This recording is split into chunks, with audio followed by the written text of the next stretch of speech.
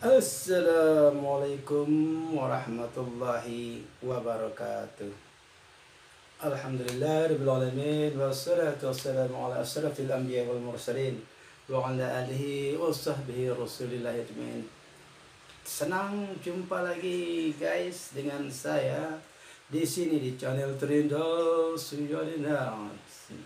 Semoga kita semua selalu diberikan kesehatan lahir ya wal batin ya oleh Allah Subhanahu wa taala, dan juga senantiasa dimurahkan rezeki dan juga dipanjangkan umurnya, umur yang barokah untuk ibadah. Sobat sekalian, pada kesempatan kali ini saya hanya mengulas ini tentang hajatan politik bangsa Indonesia ke depan, khususnya pada tanggal 9 Desember 2020 ini, bangsa Indonesia akan melaksanakan sebuah hajatan besar berupa pilkada, pemilihan kepala daerah dari kabupaten kota, provinsi, di beberapa jumlah provinsi. Saya tak menyebutkan berapa banyaknya jumlah itu, yang jelas untuk kabupaten kota itu lebih daripada seratusan, pastinya saya tidak tahu. Saya tidak mau itu. Saya hanya akan mengulas sedikit tentang prosedur daripada pemilihan tersebut, dan saya hanya mengajak serta ya menyarankan bagi para pemilih, yang khususnya bagi para pemilih pertama, yang mana baru pada kali ini Anda semua mempunyai hak pilih terhadap suara Anda. Jangan sampai disia-siakan, karena suara Anda itu sangat berarti. Vox Dei atau suara Tuhan adalah suara rakyat, itu mungkin pada zaman-zaman awalnya itu diluncurkan, ada kemungkinan memang murni dia seperti itu, suara rakyat adalah suara Tuhan. Tapi beriring dengan zaman yang terus berganti, waktu yang terus berubah, ternyata tidak bisa diyakini lagi bahwa suara rakyat itu adalah suara Tuhan, karena suara rakyat itu semua dibeli, atau kalaupun tidak ada yang mau membeli, rakyat itu sendiri yang menjajakan diri untuk memperjualbelikan suaranya. Dan terasa sangat di Indonesia semenjak zaman reformasi bergulir, demokrasi yang dijalankan di Indonesia ini tidak murni. Ada banyak alasan yang datang dari banyak pihak, sehingga mereka atau kita semua tak mampu untuk melaksanakan demokrasi yang benar-benar murni yang seperti kita inginkan. Tidak ada para calon atau para kandidat dalam pemilihan umum di Indonesia yang cukup pede untuk mengusung dirinya sendiri atau mengusung orang lain untuk dipilih kepada masyarakat, untuk dipilih oleh masyarakat, diajukan kepada masyarakat yang dengan kualitas yang super. Karena sampai dengan feeling saya, sampai dengan pilkada 9 Desember 2020 ini, masyarakat kita Indonesia pada umumnya masih akan tetap memilih orang-orang yang borjuis, orang-orang yang mempunyai kapital banyak, karena mereka sengaja menjajakan diri, menjajakan suaranya agar bisa memilih. Memang sangat miris, tapi itulah kenyataannya. Dan saya sangat meyakini bahwa pada pilkada 9 Desember 2020 ini, praktek daripada jual beli suara atau menggadaikan suara rakyat itu masih dalam kitaran persentase 75% ke atas. Saya sangat yakin memang suara-suara murni itu ada. Bagaimana itu bisa terjadi? Saya akan jelaskan pada video. Saya akan jelaskan pada berikut ini. Tapi sebelumnya jangan lupa untuk like dulu, kemudian komen, terus subscribe, yang terpenting juga share kepada kelompok-kelompok di WA kita, kelompok-kelompok atau grup-grup yang ada pada kita semua, agar video saya ini bisa memberikan manfaat. Oke, saya itu pada kita 1, 2, 3. Iya, terima kasih. Setelah Anda melakukan subscribe di channel ini, saya doakan semoga Anda selalu diberikan kesehatan, selalu diberikan kelancaran rezeki, selalu diberikan kelancaran semua urusan oleh Allah Subhanahu wa taala, dan tetap dilimpahkan karunia rahmat berupa kesehatan jasmani dan rohani. Amin ya rabbal alamin. Baik, saudara-saudaraku sekalian yang mempunyai hak pilih pada 9 Desember 2020 besok, saya hanya mengingatkan bahwa praktek-praktek titipan atau jual beli suara itu masih akan terjadi. Sebagai ujung tombak daripada penyaluran dana untuk membarter suara Anda dengan rupiah, itu adalah kelompok yang terkecil, yaitu para ketua-ketua RT di lingkungan kita masing-masing. Dan mereka ini sangat detail dengan mendata warganya, dan dia tahu persis berapa jumlahnya, dan tidak menutup kemungkinan nanti setiap kandidat yang datang kepada RT ini memberikan bantuan, mungkin berupa barang, atau pada umumnya ketika hari terakhir atau pada yang sering kita kenal dengan serangan pajar, itu adalah rupiah yang dimasukkan ke dalam amplop, kemudian di dalamnya ada nomor calon, nomor kandidat, sehingga sambil berpesan, ini ada titipan dari calon, tolong dipilih. Dan Pak RT atau para ketua RT inilah yang membagi-bagi suara. Misalnya kandidatnya ada 3, dan tiga kandidat ini semua mendapat suara di RT yang sama. Di RT yang sama mereka mendapat suara, karena yang membagi-bagikan itu adalah ketua RT-nya. Sehingga wajar saja para ketua RT ini mengetahuinya, karena dia kerja paling ujung atau sebagai tombak daripada sebuah pemerintahan besar negara Kesatuan Republik Indonesia ini. Sehingga dia jasa-jasa para RT ini digunakan hingga pada pemilihan umum, maupun legislatif, maupun pilkada ataupun presiden. Memang tak semua rakyat yang diberi itu akan memilih, tapi sayangnya rakyat yang diberi itu tidak menolak, tapi dia tetap menerima, dan hingga di ujungnya nanti mereka hanya mengatakan mana yang lebih besar, itu yang akan dia pilih. Kemudian sambil dipoles kata sedikit, dan saya sangat meyakini bahwa praktek seperti ini masih sulit untuk berlalu dari bumi NKRI ini. Pasti memang masih ada suara-suara yang murni untuk setiap kali pemilihan, tapi persentase yang murni itu tidak akan sanggup untuk mendukung kandidat menduduki suatu jabatan. Sebagai contoh misalnya pada pemilu legislatif saja. Pada pemilu legislatif baik tingkat kota ataupun kabupaten yang jumlahnya tidak begitu banyak, yang murni untuk satu buah kursi misalnya dalam sebuah kota, untuk satu kursi DPR berharga jumlah suara itu sekitar 6.000 misalnya.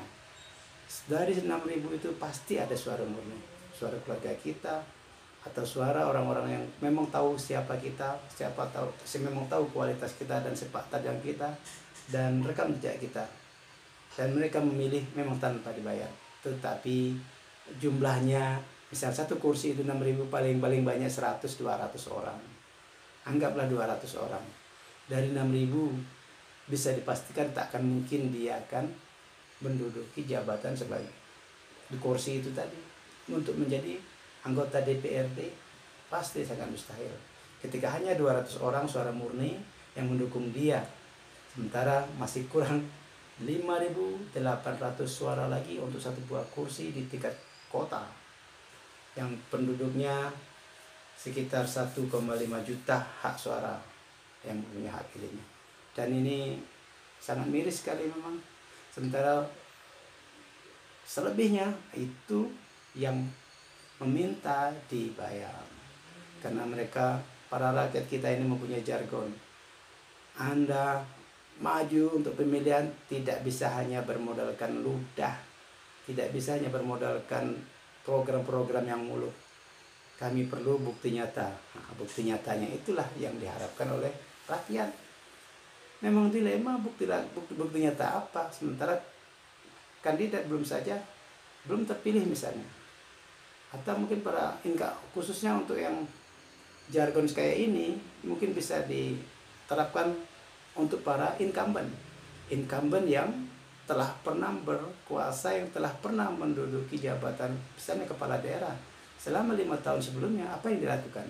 Mungkin bisa Anda ajak barter, karena mungkin selama 5 tahun sebelumnya dia tidak kerja apa-apa untuk Anda khususnya, dan Anda tidak merasakan dampaknya, sehingga ketika dia mau mencalonkan diri lagi, mungkin Anda bisa ngomong seperti itu, walaupun sebenarnya itu bukan mencerminkan diri kita demokratis, tapi diri kita adalah oportunis yang menggunakan aji mumpung. Ketika ada pemilu, disitulah kita mempunyai kesempatan untuk mengumpulkan pundi-pundi, walaupun hanya remeh-temeh sedikit dibandingkan orang yang pemilik modal itu. Dan coba kita pikirkan, ketika Anda memaksa para kandidat untuk memberikan rupiah atau memberikan sesuatu kepada Anda sehingga Anda baru mau memilih. Coba Anda rasakan ketika Anda sendiri yang mengalami seperti itu. Ketika Anda ketika pemilihan itu Anda lakukan dan Anda siap membayar dengan dana yang banyak, dan ada kemungkinan banyak dananya ini bukan dari Anda sendiri, tapi para cukong yang membackup Anda, karena dia tahu bahwa Anda akan berhasil. Karena para cukong tahu bahwa Anda dimintai sejumlah uang atau sejumlah materi oleh rakyat dengan syarat untuk memilih dia. Maka terjadilah suatu tawar-menawar. Rakyat menawarkan suara, tapi dengan ada dana. Sementara si kandidat tahu dan dia kekurangan dana, maka si cukong di belakang dia inilah yang akan membackup untuk memenuhi segala kekurangannya itu. Inilah namanya para petualang politik atau para pejudi politik. Dan hampir di setiap pemilihan, para cukong-cukong politik ini berada di balik layar para tokoh-tokoh politik. Karena zaman yang semakin kapitalis ini, semua tahu bahwa yang dibutuhkan masyarakat bukan ide, yang dibutuhkan masyarakat bukan program, tapi yang dibutuhkan masyarakat adalah barang realis, berupa uang, berupa benda, atau yang langsung diterima, kelihatan bendanya, kelihatan nyatanya, baru bisa dibarter. Dan banyak kawan-kawan yang mencalonkan diri dengan menanamkan modal banyak itu, hampir di setiap TPS muncul suaranya, meskipun persentasenya tidak 100%. Dari 100 suara yang di barter, bisa jadi kemungkinan yang muncul sekitar 60 ataupun 70% dari suara, dari dana yang kita keluarkan itu. Itulah rakyat kita. Sementara suara-suara yang lain itu mereka barterkan untuk yang lain lagi. Dan memang akan sangat sulit kalau untuk dideteksi, apalagi akhir-akhir ini kita telah semakin canggih, sehingga barternya mungkin serangan fajar itu tidak sekasar seperti 2019 kemarin, apalagi seperti 2014 kemarin. Mereka bisa langsung dalam tenda, tapi sudah melalui transfer sehingga tidak pakai non tunai sekarang ini. Dan yang mereka yakinkan, mereka bergerak secara bergerilya, dan itulah kondisi kitanya. Demokrasi yang diparter dengan pundi-pundi rupiah yang juga didukung oleh para supporter atau para investor politik, yang tentu investor politik ini mempunyai keinginan-keinginan yang bombastik setelah sang kandidat menduduki jabatan tersebut. Dan makanya masyarakat yang terlalu berambisi mengejar pundi-pundi dalam kondisi pilkada ini harus berpikir realistik.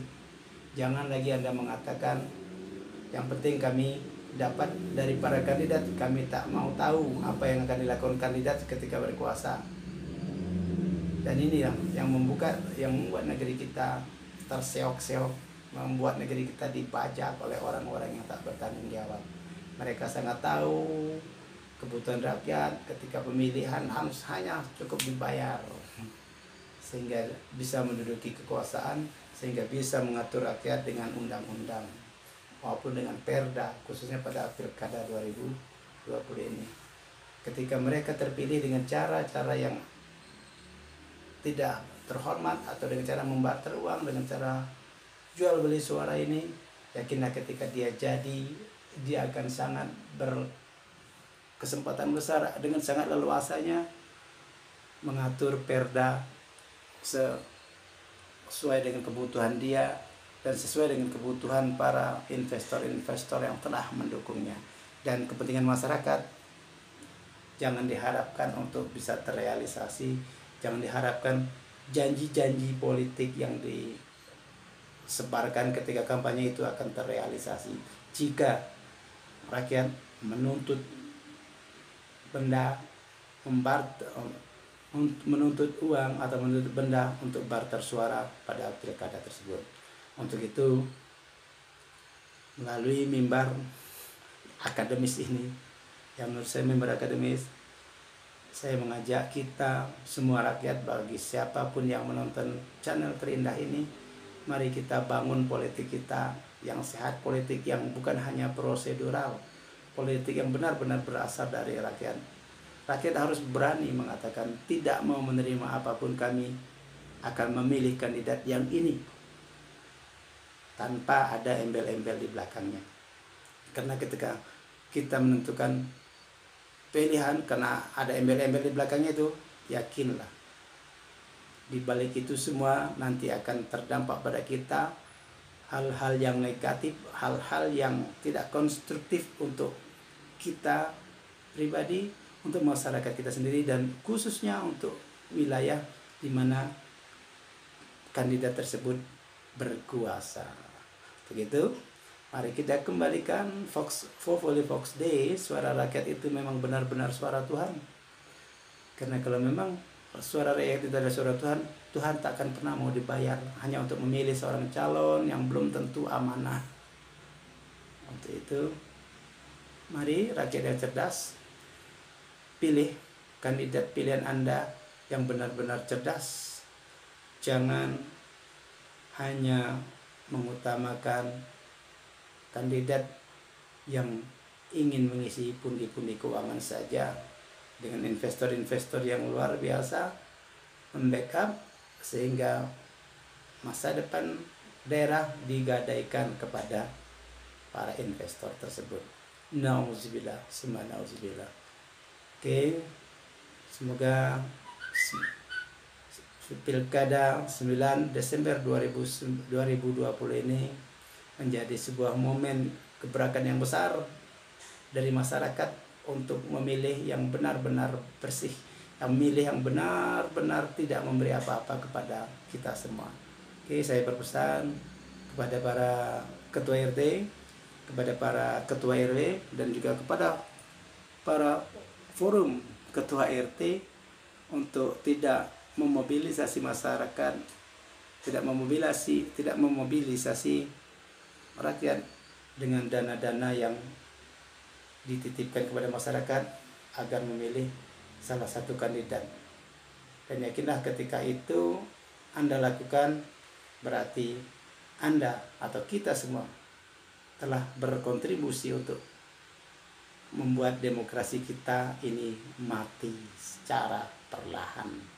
Tapi untuk Indonesia, demokrasi 2019 ini, 2020 ini masih seperti itu, bukan secara perlahan, tapi telah menunjukkan ciri-ciri kematian sebuah demokrasi yang sudah akut. Mari kita pertahankan. Demokrasi merupakan suatu cara yang sampai dengan saat ini di dunia modern masih sangat relevan. Tapi pola demokrasinya harus kita yang merubah, rakyat yang merubah. Jangan demokrasi dengan cara membarter suara dengan rupiah. Karena negara kita nanti akan digadaikan oleh para penguasa karena mereka telah ada investor yang membackup dia, yang telah mengincar jumlah lahan yang basah di negeri ini, mulai dari tingkat kota maupun kabupaten maupun provinsi hingga sampai ke pusat. Untuk itu hidup demokrasi murni, pilihan dari rakyat untuk rakyat tanpa harus membarter suara Anda dengan rupiah. Demikian, semoga bermanfaat dan semoga kita bisa menegakkan demokrasi sebenar-benarnya demokrasi. Kita kembalikan suara rakyat itu adalah suara Tuhan. Terima kasih telah menonton video singkat saya ini. Semoga memberikan kontribusi yang positif untuk demokrasi kita. Billahi taufiq wal hidayah. Wassalamualaikum warahmatullahi wabarakatuh.